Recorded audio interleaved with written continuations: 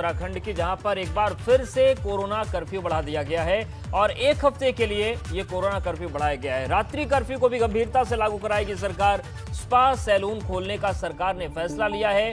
100% क्षमता के साथ सरकारी ऑफिस खोले जाएंगे। ट्रेनिंग इंस्टीट्यूट्स को भी खोलने का फैसला किया गया है और राजनैतिक कार्यक्रम जो हैं उनके आयोजनों के लिए मंजूरी मिल गई है। फिर काफ़ी मंत्रणा करने के बाद कोविड कर्फ्यू को 27 तारीख से 3 तारीख तक बढ़ाने का निर्णय लिया और इसमें काफ़ी शिथिलताएं दी गई हैं। जैसे मतलब जिस तरह से रात्रि कर्फ्यू का वो लगातार बंद रहेगा, संभवतः रात्रि कर्फ्यू के अलावा अब आज की तारीख में हम लोगों ने सारे प्रतिबंधों को उठा दिया। और इस वक्त की बड़ी खबर का रुख करते हैं। ब्राह्मण समाज को लुभाने को लेकर चल रही सियासी दलों की कवायद के बीच कानपुर में ब्राह्मण महासभा के राष्ट्रीय अध्यक्ष राजेंद्र नाथ त्रिपाठी ने बेतुका बयान दे दिया है। उन्होंने कहा कि वो उत्तर प्रदेश में कुख्यात अपराधियों श्री प्रकाश शुक्ला और गैंगस्टर विकास दुबे की मूर्ति लगवाएंगे। राजेंद्र नाथ त्रिपाठी नाम ने श्री प्रकाश शुक्ला और विकास दुबे को महापुरुष बता दिया। उन्होंने कहा कि अगर फूलन देवी की मूर्ति लगाई जा सकती है तो फिर श्री प्रकाश शुक्ला और विकास दुबे की मूर्तियां क्यों नहीं लग सकती हैं। सुनिए आप।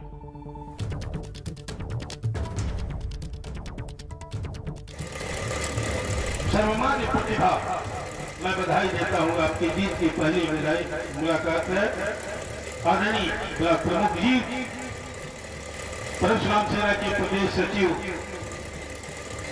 आशुतोष शुक्ला जी, प्रदेश सचिव सोनू पाठक जी, हम लोगों के साथ अन्याय होगा। न्याय देने में कहीं अन्याय हो सकता है, लेकिन वास्तव में अगर मैं गुनहगार हूं, मैंने गुनाह किया था, तो मेरे साथ कौन सा अन्याय किया है सरकार ने। और कानपुर देहात के अकबरपुर रनिया विधानसभा से भाजपा विधायक प्रतिमा शुक्ला ने भी ब्राह्मण कार्ड खेला। उन्होंने अपनी 5 करोड़ की जमीन पर भगवान परशुराम का मंदिर बनाने की घोषणा करते हुए भूमि पूजन किया। इस दौरान राज्य मंत्री अजीत पाल सहित कई वरिष्ठ नेता मौजूद रहे। भाजपा के ये मंदिर 20 से 25 फीट ऊंची होगी।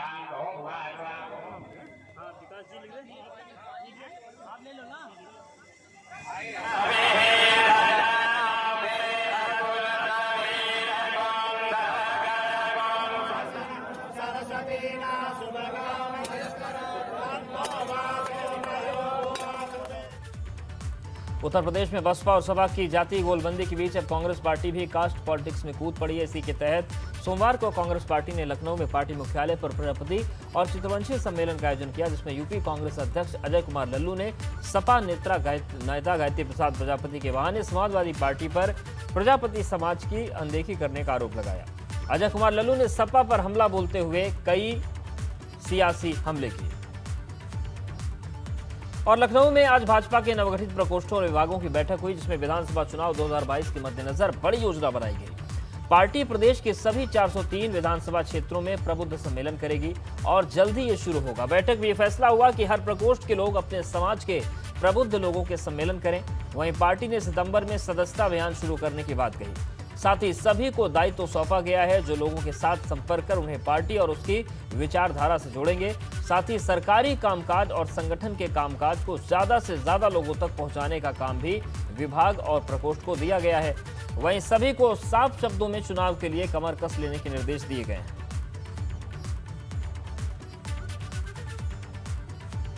और आगे बढ़ते हैं। ब्राह्मण वोटों को लुभाने के लिए बसपा अयोध्या से लेकर प्रयागराज और दूसरी जगहों पर प्रबुद्ध वर्ग सम्मेलन कर रही है। इस दौरान वो तमाम प्रतीकों को भी आजमा रही है। ये 2 अलग अलग तस्वीरें हैं, जहां पहली तस्वीर प्रयागराज की है। बीएसपी के महासचिव सतीश चंद्र मिश्रा ने गंगा आरती की। वहीं दूसरी तस्वीर 23 जुलाई की अयोध्या की है, जहां उन्होंने सरयू की आरती की। तो अब जो सियासत है वो मौका देखकर धार्मिक हो गई है और लगातार कोशिशें चल रही हैं कि किस तरीके से ब्राह्मणों को साधा जाए।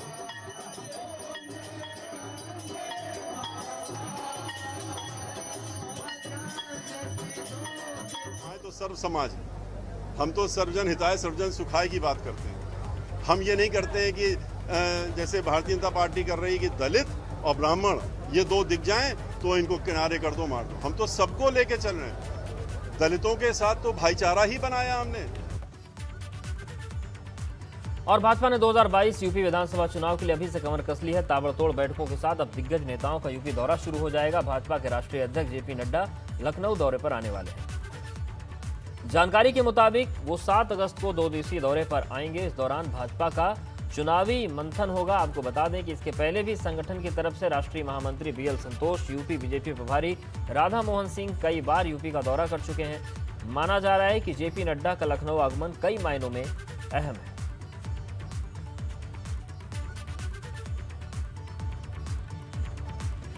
सीतापुर के महमूदाबाद से सपा विधायक और पूर्व मंत्री नरेंद्र सिंह वर्मा ने सरकारी कर्मचारियों की पेंशन व्यवस्था बहाली को लेकर प्रधानमंत्री को पत्र भेजा, जिसमें ये मांग की गई कि जब विधायक, सांसद, मंत्री, राज्यपाल, प्रधानमंत्री, उपराष्ट्रपति, राष्ट्रपति को पेंशन की सुविधा मिल रही है तो फिर सरकारी कर्मचारियों को क्यों नहीं मिले। नरेंद्र वर्मा ने पेंशन बहाली होने तक अपनी पेंशन को छोड़ने की घोषणा भी कर दी।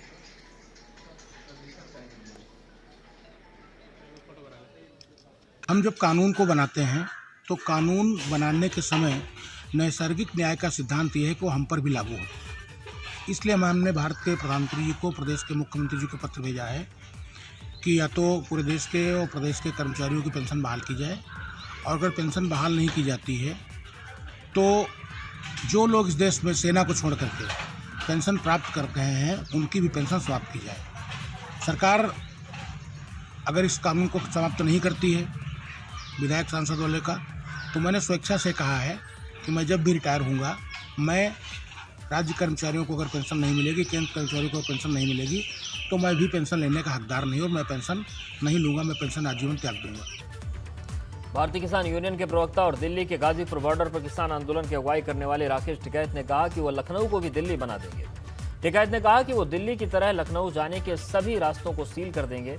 टिकैत ने 5 सितंबर को मुजफ्फरनगर में किसान पंचायत बुलाने का ऐलान किया है और कहा है कि जब तक सरकार तीनों कृषि कानूनों को वापस नहीं लेती, किसानों का आंदोलन जारी रहने वाला है। इन सारे मामलों पे सरकार स्पष्टीकरण नहीं देगी। किसान दिल्ली के चारों तरफ है, वहां से हटेगा नहीं। और यहाँ के भी हम बता देना चाहते हैं, यहाँ की सरकार को भी, कि सरकार सही उससे काम करे।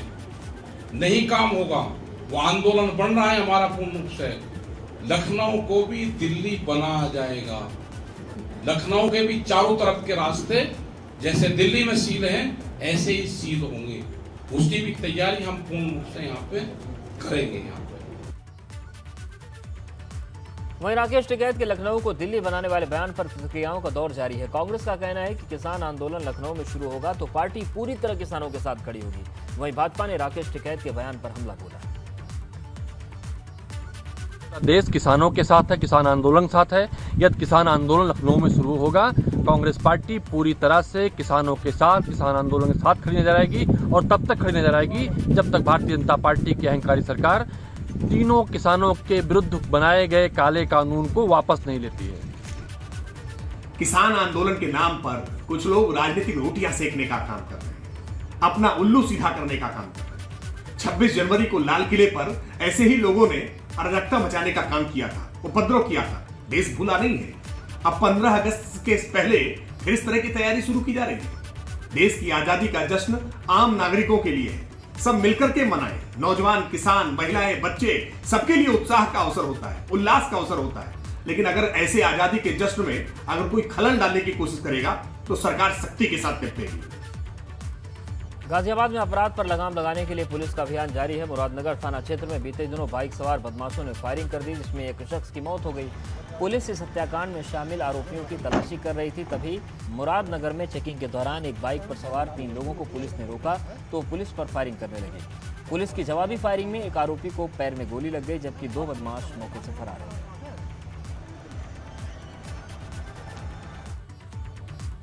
वाराणसी में बनारस रेलवे स्टेशन परिसर में बाइकर्स को स्टंट करना भारी पड़ गया। पुलिस ने स्टंट करने वाले 6 बाइकर्स को हिरासत में लेकर सभी बाइक को सीज कर दिया। हालांकि बाद में लिखित माफीनामा लेकर सभी बाइकर्स को छोड़ दिया गया। दरअसल बाइकर्स का स्टंट करते हुए वीडियो सोशल मीडिया पर वायरल हुआ था।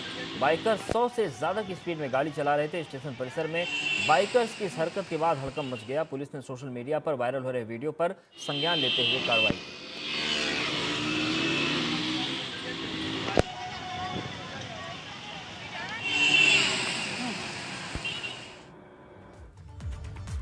वहीं प्रदेश में अलग अलग जगहों से आग की तस्वीरें आई हैं। कुछ तस्वीरें हम आपको दिखाते हैं। पहली तस्वीर बाराबंकी की है, जहां पर चलती हुई पिकअप गाड़ी में अचानक आग लग गई और देखते ही देखते गाड़ी जलकर राख हो गई। यह हादसा रामनगर थाना क्षेत्र के बिंदौरा चौराहे के पास हुआ। दूसरी तस्वीर गाजियाबाद की है, जहां पर कपड़े के शोरूम और ऊपर बने स्टोर रूम में भीषण आग लग गई, जिसमें लाखों रुपए का सामान जलकर राख हो गया। यह हादसा लोनी इलाके के मेन मार्केट में हुआ।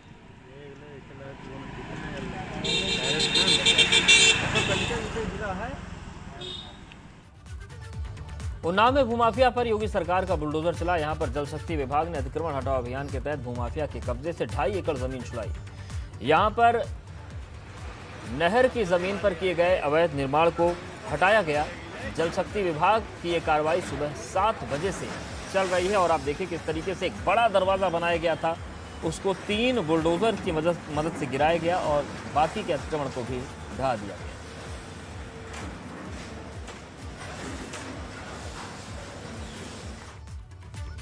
प्रदेश में तमाम नदियां उफान पर हैं। इनका जलस्तर बढ़ने से कई जगह बाढ़ जैसे हालात पैदा हो गए हैं। ये 2 अलग अलग जगहों की तस्वीरें हम आपको दिखा रहे हैं। पहली तस्वीर गोंडा की है, जहां पर सहायक नदियों का जलस्तर अचानक बढ़ने से कई गांवों में बाढ़ जैसे हालात पैदा हो गए। तेजपुर में विशुई नदी का पानी गांव में घुस गया, जिससे फसल बर्बाद हो गई। वहीं दूसरी तस्वीर सीतापुर की है, जहां शारदा और सरयू की कटान से कई गांव में बाढ़ आ गई। खेतों से लेकर घरों और संपर्क मार्ग में नदी का पानी भरा हुआ है।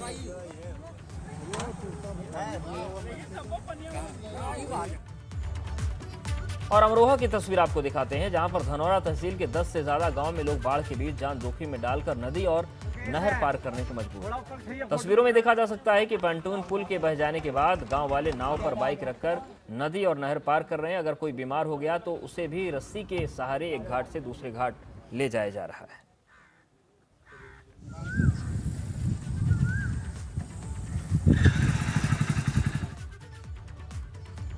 खबर गोंडा से, जहां पर घाघरा नदी खतरे के निशान से 3 सेंटीमीटर नीचे बह रही है, लेकिन गोंडा की सहायक नदियों में अचानक जलस्तर बढ़ने से कई गांव बाढ़ की चपेट में आने जैसे हालात बन गए हैं। गोंडा के गौरा विधानसभा क्षेत्र सिंगारपुर घाट में तेजपुर में विशुई नदी का पानी आने से कई गांव में बाढ़ जैसे हालात। खेतों में लगी सैकड़ों एकड़ धान की फसल जलमग्न हो गई, साथ ही गन्ने की फसल भी बर्बाद होने की कगार पर है। लोगों के घरों में पानी भर जाने से बाढ़ जैसे हालात हैं। लोग इस तरीके से जीवन यापन करने को मजबूर हैं। और इस वक्त की बड़ी खबर का रुख करते हैं। आज आधी रात से उत्तराखंड में बिजली की समस्या से दो चार होना पड़ सकता है प्रदेश की जनता को। दरअसल बिजली विभाग के कर्मचारी अपने 14 सूत्री मांग को लेकर विरोध कर रहे थे और इन लोगों ने सरकार को चेतावनी दी थी कि अगर उनकी मांग नहीं मानी जाती तो ये सभी आज आधी रात से हड़ताल पर चले जाएंगे। तो अब से लगभग 1.5 घंटे के बाद मुसीबत बढ़ सकती है। कर्मचारियों की मांग को लेकर बैठक हुई थी, लेकिन क्या हुआ जानते हैं। रवि कैतुरा हमारे साथ जुड़ गए हैं। रवि, जो बैठकों का सिलसिला चलने वाला था, मुख्य सचिव भी बात करने वाले थे, कुछ रास्ता निकला क्या बीच का? जी बिल्कुल, देखिए अवधेश, क्योंकि ये माना जा रहा था कि अगर बिजली के तमाम कर्मचारी हड़ताल पर जाते हैं तो एक बड़ा नुकसान प्रदेश को होगा और लगातार बैठकों का दौर चला। पहले सचिव ऊर्जा ने बैठक ली, करीब 4 घंटे बैठक चली, लेकिन उस पर कोई निष्कर्ष नहीं निकला।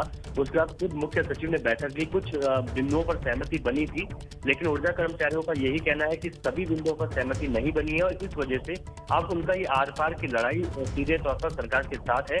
और आज रात 12 बजे से उन्होंने हड़ताल पर जाने का जो ऐलान किया। लेकिन रवि, इससे जनता को कितनी दिक्कतें होंगी और उसको जनता को बचाने के लिए कोई वैकल्पिक उपाय है?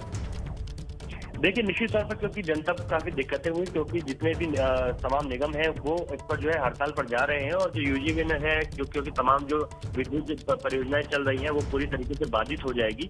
तो ऐसे में पहले भी अगर इस तरीके की कभी दिक्कतें हुई हैं तो जो अन्य लोग हैं, चाहे हम आरटीआई के छात्रों की बात करें, जो इंटर्न है उनकी सहायता ली जाती है, लेकिन कई ऐसे प्रोजेक्ट हैं जिन पर उनकी सहायता ली जाएगी, लेकिन वो इतने चीजों को लेकर इतने विज्ञ नहीं होते हैं। तो ऐसे में निश्चित तौर पर बड़ी एक दिक्कत सामने आने वाली है और ऐसे में सरकार को एक त्वरित फैसला लेना होगा किस तरीके से वो इस पर जो है काम कर सकेंगे। और पूरे प्रदेश में जो विद्युत सेवाएं प्रभावित होंगी, क्योंकि लगातार मौसम का अलर्ट है, 30 जुलाई तक अलर्ट है, कल की बात करें तो रेड अलर्ट 5 जिलों में है। ऐसे में विद्युत सेवाएं प्रभावित होंगी, लोगों को दिक्कतों से दो चार होना पड़ेगा। इसके बीच सरकार अब क्या फैसला लेती है, क्या विकल्प चुनती है, वो देखने वाली बात होगी। लेकिन निश्चित तौर पर उत्तराखंड के लिए एक बहुत बड़ी खबर है। बिल्कुल बड़ी खबर है और अच्छी खबर तो एकदम भी नहीं है। शुक्रिया रवि आपका जानकारी और अपडेट्स को देने के लिए।